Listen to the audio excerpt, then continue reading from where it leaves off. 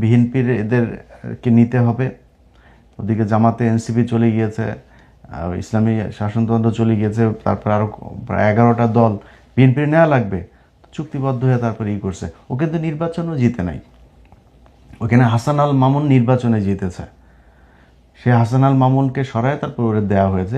এটা হাসান আল মামুনকে আমার কথা বিশ্বাস করার দরকার নেই, হাসান আল মামুনকে জিজ্ঞেস করেন, সে সব কিছু জানে, তাকে উপর থেকে বলে দেওয়া হয়েছে যে এটা ওরে দিতে হবে, না দিলে সমস্যা আছে। সে জিতে নাই। এখন এই যে ওনাকে এইভাবে মানে একজন আসলো মাত্র এরকম, কিন্তু এই 54 বছর ধরে আমাদের কিন্তু এই প্রবাসী ধরেন তো মন্ত্রণালয় এসে বোধ হয় জিয়াউর রহমানের সময় থেকে শুরু করে এরপরে তো কন্টিনিউয়াসলি আমাদের এই মন্ত্রণালয়টা ছিল। এই মন্ত্রণালয়ের থেকে এই যে মানুষগুলো যেতে পারছে না বিমানবন্দরে, বা যে কজন মানুষ আমার বিদেশ থেকে আসে তাদের একটা তালিকা থাকা উচিত না? আপনার একটা মন্ত্রণালয়, বিশাল মন্ত্রণালয়ের কাজ কি আপনার? ওরা টেনশনে বাঁচে না ওই দেশে আর ঢুকতে দেবে না, ভিসার মেয়াদ শেষ হয়ে যাবে। আরে বেটা, এটা ওর কাজ না, এটা সরকারের কাজ। মন্ত্রণালয়টা করা হয়েছে এই জন্য, এই প্রবাসীদের সুযোগ সুবিধা দেখার জন্য। এরা ওইখান থেকে যাবে কি না যাবে, কবে যাবে, মন্ত্রণালয় ওই দেশের মন্ত্রণালয়ের সাথে কথা বলবে যে আমার দেশে তোমার শ্রমিক এই কজন আছে, তোমার দেশে এখন যাইতে পারবে না। যেমন বিভিন্ন দেশ 1 মাস করে ভিসার মেয়াদ বাড়িয়ে দিয়েছে। তো এখন এটা কেন করা হয়নি? তারা দেশে যখন ঢুকার সাথে সাথে আমার তালিকা থাকতে হবে কোন দেশ থেকে কতজন আসলো, তার কবে ভিসা যাবে, কবে তারে কন্টিনিউয়াসলি তার একটা নাম্বার রাখতে হবে, ওই নাম্বারে তারে কন্টিনিউয়াসলি মেসেজ পাঠাইতে হবে যে তোমার রিমাইন্ডার দিতে হবে যে তোমার এই তারিখে ভিসার মেয়াদ শেষ, তুমি বিমানের টিকিট কাটো, কবে যাবা। ভাই, ওর সব ফ্যাসিলিটিস যা দরকার এই একমাত্র এই মধ্যপ্রাচ্যের এই মানুষগুলো এই দেশটা টিকিয়ে, একদম এর বাইরে বাংলাদেশের কিচ্ছু নাই, একদম কিচ্ছু নাই। এই বাংলাদেশটা কলাপস করবে যদি নাকি মধ্যপ্রাচ্যের মানুষরা যদি সব মানে আমরা তো আর বলতে পারবো না যাবো না, না যায় তো উপায় নেই, তাই মানুষ যায়।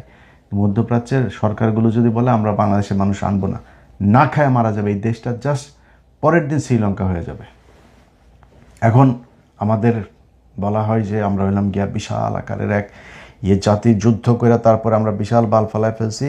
71 সালের পর থেকে আমরা বীরের জাতি হয়ে গেছে। বেটা, 71 সালের আগে এই দেশে আদমজি ছিল, নিউজ প্রিন্ট ছিল, কাপ্তাই ছিল, এই সংসদ ভবন, এই জাহাঙ্গীরনগর বিশ্ববিদ্যালয়, রাজশাহী বিশ্ববিদ্যালয়, ওসমানী বিশ্ববিদ্যালয়, চিটাং বিশ্ববিদ্যালয়, মেডিকেল, এসব এদের করা, এই কমলাপুরটা এদের করা।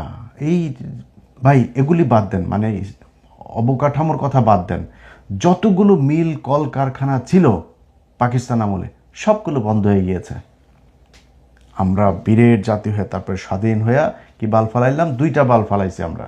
এক, আমাদের মহিলাদেরকে ন্যাংটা বানায় এখন এই যে গার্মেন্টসে কাজ করতে দিয়েছি, আর আমাদের পুরুষদেরকে পাঠাই দিয়েছে হলো মধ্যপ্রাচ্যে, যাও কাম করে খাও, টাকা পাঠাও, আমার পেটে টাকা ঢুকুক। এর বাইরে কারো কোথাও কোনো জায়গায় আমাদের জন্য কিচ্ছু নেই। এই যে যারা রাজনীতি করেন না, দেখছেন মির্জা আব্বাস হাত মিলাইছে, হাত মিলাই দেখেন না, হাত মিলায়, আর যেই হাত মিলায় আবার হাতটা আবার দেখে, বুঝছেন, ময়লা হয়ে গেল না। ওরা তো জীবনে যায় না ওইখানে, ওরা এই ভোটটার জন্য খালি এদের আমাদের সাথে একটু এসে হাতটা মিলায় 5 বছর পর পর। এছাড়া তো আমাদের সাথে মিলতে চায় না। যান আপনি এখন যান মিলতে, দেখেন আপনি মিলতে পারেন কিনা, পারবেন না। এইভাবে আমাদেরকে ওরা প্রজা আর ওরা হচ্ছে রাজা, এই নিয়মে গেল 54 বছর এই দেশ চলেছে।